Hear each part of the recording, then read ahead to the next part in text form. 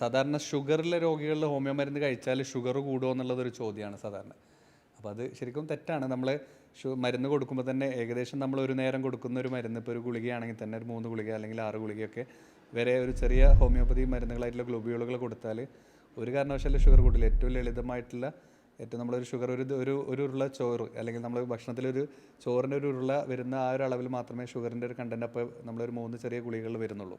അപ്പോൾ അതുകൊണ്ട് ഒരിക്കലും ഹോമിയോ മരുന്ന് കഴിച്ചാൽ ഷുഗർ വരുന്നില്ല. പിന്നെ അത്ര പ്രയാസം ഷുഗർ നമ്മൾ കുറക്കാൻ വേണ്ടിയിട്ട് വേണമെങ്കിൽ ഷുഗർ ഇല്ലാത്ത നമ്മുടെ ഡയലൂഷൻസ് ആയിട്ടോ വെള്ളത്തിൽ ചേർത്തിട്ടൊക്കെ നമുക്ക് മരുന്നുകൾ ഏത് രീതിയിലും നമുക്ക് ഒരു വെഹിക്കിൾ എന്നുള്ള രീതിയിൽ മാത്രമാണ് ആ ഗ്ലോബ്യൂളുകൾ നമ്മൾ ഉപയോഗിക്കുന്നത്. മരുന്ന് വാഹകർ എന്നുള്ള മാത്രമാണ്. അത് മാറ്റിയിട്ട് വെള്ളത്തിലോ അല്ലെങ്കിൽ പൗഡറിലൊക്കെ ആക്കിയിട്ട് നമുക്ക് മധുരം കുറച്ചും കൂടി കുറച്ചിട്ട് കഴിക്കണമെങ്കിൽ ആ രീതിയിലും ഡോക്ടേഴ്സ് സാധാരണ കൊടുക്കാറുണ്ട്. അപ്പോൾ അതുകൊണ്ട് ഹോമിയോ മരുന്ന് കഴിച്ചാൽ ഷുഗർ കൂടുന്നുള്ള ധാരണയൊക്കെ തെറ്റാണ്. ഷുഗറിനെ പോലെയുള്ള രോഗങ്ങൾക്ക് കൃത്യമായിട്ടൊരു സപ്പോർട്ടീവ് മെഷേഴ്സായിട്ട് നമുക്ക് ഹോമിയോപ്പതി മരുന്നുകൾ ഉപയോഗിക്കാനും കൂടി പറ്റുന്നതാണ്.